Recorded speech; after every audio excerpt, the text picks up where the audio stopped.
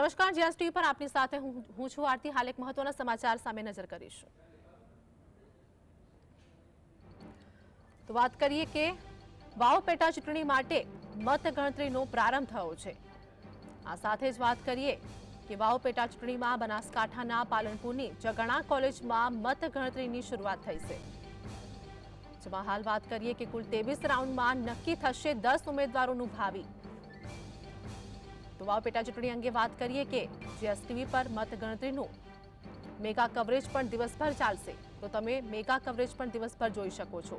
વાવ પેટા ચૂંટણી માટે મતગણતરીનો પ્રારંભ થયો છે। આ સાથે જ વાત કરીએ કે ગુલાબસિંહ રાજપૂત અને બીજી તરફ માવજી પટેલ અપક્ષ ઉમેદવારી નોંધાવી રહ્યા છે। તો આ સાથે જ સ્વરૂપજી ઠાકોર અને હવે ત્રિપાંખ્યો જંગ પણ ત્યાં જોવા મળી રહ્યો છે।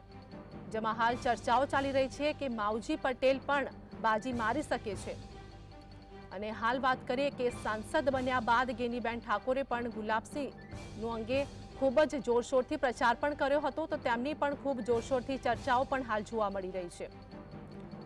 તો બીજી તરફ વાત કરીએ કે સ્વરૂપજી ઠાકોરે પણ જે પ્રમાણે ખૂબ જ ચર્ચાઓ જોવા મળી હતી, તેમને પણ લોકોને રીઝવવાનો ખૂબ જ પ્રયાસ કર્યો હતો। અને આ સાથે જ વાત કરીએ કે મામેરા અંગે પણ ઘણી ચર્ચાઓ વાવ પેટા ચૂંટણીને લઈને ઉઠી હતી। તેમજ હાલ તો માવજી પટેલ બાજી મારશે કે પછી સ્વરૂપજી ઠાકોર અને તેમની સામે ગુલાબસિંહ રાજપૂત, તે પણ જોવાનું છે। તો વાવ પેટા ચૂંટણીની અંગે વાત કરીએ કે બનાસકાંઠાના પાલનપુરની જગાણા કોલેજમાં મતગણતરીની શરૂઆત થઈ છે।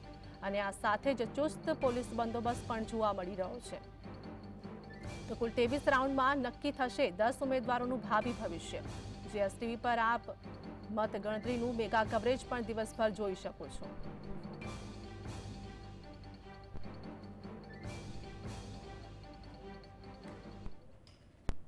તો આજ મુદ્દે અમારી સાથે અમારા સહયોગી ધ્રુવ અમારી સાથે જોડાઈ ગયા છે। ધ્રુવ, હાલ વાત કરીએ વાવ પેટા ચૂંટણીની અંગે, તો હવે માવજી પટેલની અંગે પણ ખૂબ જ ચર્ચા જોવા મળી રહી છે। અને એક તરફ ગુલાબસિંહ અને બીજી તરફ સ્વરૂપજી ઠાકોર, હાલ કેવી ચર્ચાઓએ જોર પકડ્યું છે?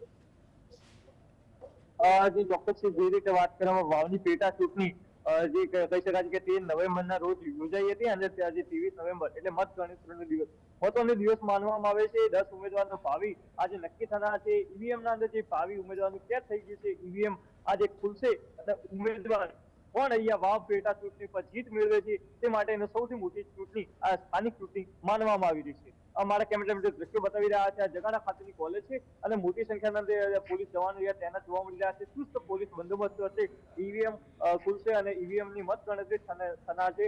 જે રીતના દ્રશ્યો જોવા મળી રહ્યા છે તે રીતે પોલીસ પણ અહીંયા તૈનાત છે, પોલીસ જવાનો તૈનાત જોવા મળી રહ્યા છે, ખડે પગે જોવા મળી રહ્યા છે। કોઈ પણ જાતનો અનિચ્છનીય બનાવ ન બને તે માટે પણ ક્યાંક પોલીસ જવાનો અહીંયા તૈનાત જોવા મળી રહ્યા છે। મહત્વની વાત કરવામાં આવે તો ભારતીય જનતા પાર્ટીમાંથી સ્વરૂપજી ઠાકોર, કોંગ્રેસમાંથી ગુલાબસિંહ જે રાજપૂત છે અને અપક્ષમાંથી જે કહી શકાય માવજીભાઈની એન્ટ્રી જે આખરે થઈ હતી અને તેના લીધે અહીંયા ત્રિપાંખ્યો જંગ જામ્યો છે। અને તેમના સિવાય પણ 7 જે અપક્ષ ઉમેદવારો છે, એટલે માનવામાં આવી રહ્યું છે કે જેટલા 10 જેટલા જે ઉમેદવારો છે તેનું ભાવિ આ ઈવીએમ ના અંદર સીલ છે। થોડા ક્ષણોના અંદર અત્યારે જે બેલેટ પેપરનું જે પ્રક્રિયા છે તેના આધારે અત્યારે મતગણતરી થશે અને તે બાદ ઈવીએમ ના આધારે મતગણતરી થશે। માનવામાં આવી રહ્યું છે કે 23 જેટલા જે રાઉન્ડ છે, આ 23 જેટલા જે રાઉન્ડ છે તે પૂર્ણ થયા બાદ આખરે કોણ ઉમેદવાર અહીંથી જીત મેળવે છે, કોણ ધારાસભ્ય વાવ પેટા ચૂંટણીના બને છે તે જોવાનું રહેશે। જોકે મતની વાત કરવામાં આવે તો મતની સ્થાનિક ચૂંટણી માનવામાં આવતી હોય છે, કારણ કે જે રીતે માવજીભાઈની આખરે એન્ટ્રી થઈ હતી અને તે બાદ અહીંયા ત્રિપાંખ્યો જંગ જામ્યો છે। જે રીતે પ્રચાર પ્રસારમાં પણ માવજીભાઈ છવાયેલા જોવા મળતા હતા, તેમની સભાઓ પણ મોટા પ્રમાણમાં ગજવતા હતા, મોટી સંખ્યાના અંદર તેમના સમર્થકો, ટેકેદારો તે હાજર જોવા મળતા હતા અને તે જ રીતે ક્યાંક ને ક્યાંક માવજીભાઈ છવાયેલા જોવા મળતા હતા। ચૂંટણીના સ્વરૂપજી ઠાકોર છે, જ્ઞાનીબેન ઠાકોર એક મહત્વની ભૂમિકા ગુલાબસિંહ રાજપૂત માટે ભજવી હોય તે પ્રકારના દ્રશ્યો જોવા મળતા હતા ચૂંટણી દરમિયાન, ચૂંટણી પ્રચાર દરમિયાન। અને તે રીતે વાત કરવામાં આવે તો અત્યારે મહત્વની વાત કરવામાં આવે તો જે ચૂંટણીના જે એજન્ટો, જે પાર્ટીના જે એજન્ટો છે તે પણ અહીંયા આવી રહ્યા છે, ઉમેદવારો આવશે અને જે કહી શકાય છે કે પોતાનો જીતનો વિશ્વાસ કરશે। જોકે જે રીતે વાત કરવામાં આવી અત્યારે તો હાલ જે પોલીસ બંદોબસ્ત વચ્ચે ઈવીએમ ખુલશે અને તે બાદ ઉમેદવાર કોણ અહીંથી જીત પ્રાપ્ત કરે છે અને તે બાદ ક્યાંક વિજયનું સરઘસ પણ નીકળશે। જોકે હાલ તો દરેક ઉમેદવાર પોતાનો જીતનો વિશ્વાસ હાલ તો વ્યક્ત કરી રહ્યા છે। ધ્રુવ, વાત કરીએ કે વાવ પેટા ચૂંટણીમાં ત્રિપાંખીયો જંગ છે, કેમ કે ગુલાબસિંહની જો વાત કરવામાં આવે કે ગેનીબેન ઠાકોરે તેમનો પ્રચાર પ્રસાર કર્યો હતો, ત્યાં તેમનું પ્રભુત્વ વધારે જોવા મળ્યું હતું, કેમ કે તે સાંસદ બન્યા હતા. અને વાત કરીએ કે સ્વરૂપજી ઠાકોર, એટલે કે સ્વરૂપજી ઠાકોરે મામેરા અંગે પણ ઘણી ચર્ચાઓ આપણે જોવા મળી હતી ને તેમણે લોકોને રીઝવવાનો પ્રયાસ કર્યો હતો. હવે વાત કરીએ માવજી પટેલની ચર્ચાઓ વધારે એટલા માટે છે કેમ કે લોકો વચ્ચે તેમનું પ્રભુત્વ પહેલાથી જ વધારે રહેલું છે. જી ચોક્કસથી જે રીતે માવજીભાઈની એન્ટ્રી ત્રિપાંખીયો જંગ જામ્યો છે અને મહત્વની વાત કરીએ માવજી પટેલ આ એક મહત્વની ભૂમિકા અહીંયા વાવ પેટા ચૂંટણીમાં ભજવી રહ્યા છે. જે રીતે કહી શકાય છે કે તેમને ભારતીય જનતા પાર્ટીમાંથી ટિકિટ નથી આપી અને બળવો કરીને તેઓ અપક્ષમાં ચૂંટણી લડ્યા હતા અને તે રીતે ક્યાંક ને ક્યાંક સમાજ 64 ગુલ જે સમાજ છે તેમનો પણ એક મોટો ટેકો માવજીભાઈ પટેલ જે કહી શકાય છે અપક્ષ ઉમેદવાર છે તેમને મળ્યો હતો. આ ચૌધરી સમાજનો અહીંયા પ્રભુત્વ પણ વધારે છે, જોકે ઠાકોર મતદારો અહીંથી સૌથી વધુ છે. જોકે માનવામાં આવી રહ્યું છે જે રીતે 16% જેટલા જે ચૌધરી સમાજ છે મહત્વની ભૂમિકા ચૌધરી સમાજ પણ અહીંયા ભજવી રહ્યું છે અને ક્યાંક માવજીભાઈ પટેલ જેઓને કહી શકાય કે ચૌધરી સમાજ પટેલ સમાજના તેમને સમર્થન મળી રહ્યું છે અને તે રીતે ક્યાંક માવજીભાઈ પટેલ પણ પોતાનો જીતનો વિશ્વાસ કરી રહ્યા છે. જોકે તે રીતે વાત કરવામાં આવે છે ઠાકોર મતદારો એક મહત્વની ભૂમિકા ભજવતા હોય છે, તેમના આધારે તે નિર્ણાયક બની શકે તે પ્રકારના દ્રશ્યો પણ સામે આવતા હોય છે. જોકે તે રીતે વાત કરવામાં આવે તો માવજીભાઈ પટેલ અપક્ષની જે કહી શકાય છે કે ઉભા રહ્યા છે ઉમેદવાર તરીકે અને આ ચૂંટણીના આધારે એક મહત્વની ભૂમિકા ભજવી છે અને ખાસ કરીને જે રીતે વાત કરવામાં આવે સભા સંબોધતા હોય છે, સંબોધન કરતા હોય છે, બેઠકો હોય છે, સંમેલનો હોય છે, તેમાં પણ ક્યાંક મોટી સંખ્યામાં લોકો આવતા હોય છે.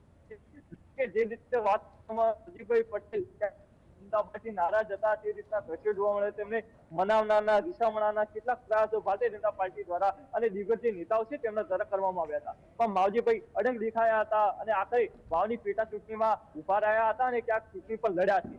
અને જે રીતે વાત કરવામાં આવે સ્વરૂપજી ઠાકોર ભારતીય જનતા પાર્ટીના એક ઉમેદવાર છે, ઠાકોર સમાજનો એક મોટો ચહેરો છે, ઠાકોર સમાજનું પ્રભુત્વ મોટા પ્રમાણમાં છે. માનવામાં આવી રહ્યું છે 80,000 થી પણ વધારે ઠાકોરિયા મતદારો છે, ઠાકોર મતદારો નિર્ણાયક બનતા હોય છે. જોકે જે રીતે વાત કરવામાં આવી ભારતીય જનતા પાર્ટી દ્વારા સ્વરૂપજી ઠાકોરની પસંદગી એટલા માટે જ કરવામાં આવી છે કારણ કે જાતિવાદ સમીકરણના જોતા ક્યાંક ઠાકોરિયા મતદારો સૌથી વધુ છે. ધ્રુવ, વાત કરીએ ઠાકોર સમાજનું પ્રભુત્વ વાવ પેટા ચૂંટણી પર વધારે છે, પરંતુ માવજી પટેલ છે તેમને ચૌધરી સમાજના વોટ અને દલિત સમાજના વોટ પણ મળી શકે છે અને એટલા જ માટે ચર્ચા જોવા મળી રહી છે કે હાલ વાવ પેટા ચૂંટણી પર જો માવજી પટેલ આવે તો કેવી રસપ્રદ જંગ જોવા મળશે, કેમ કે ભાજપ અને કોંગ્રેસને બંનેને માત મળશે.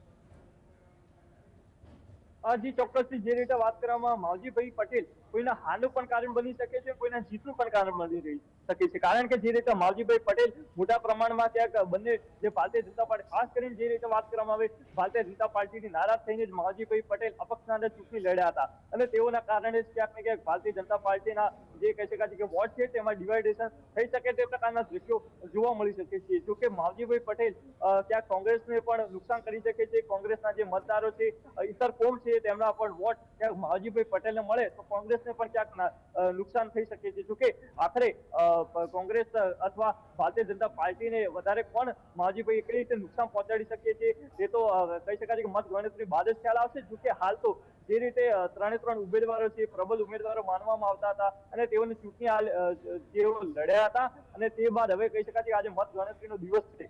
થોડીક ક્ષણોના અંદર મત ગણતરી શરૂ થશે અને તે બાદ ઈવીએમ ખુલશે. 23 રાઉન્ડનો આજે કહી શકાય મત ગણતરી થવાના છે. તે બાદ ક્યાંક ને ક્યાંક હવે ઉમેદવાર કોણ એથી જીત પ્રાપ્ત કરે છે, કોણ વિધાનસભાના અંદર ધારાસભ્ય બને છે, કોણ એથી બાજી મારે છે તે જોવાનું રહેશે. જે ધ્રુવ, મારી સાથે જોડાવા બદલ સમગ્ર માહિતી બદલ આપનું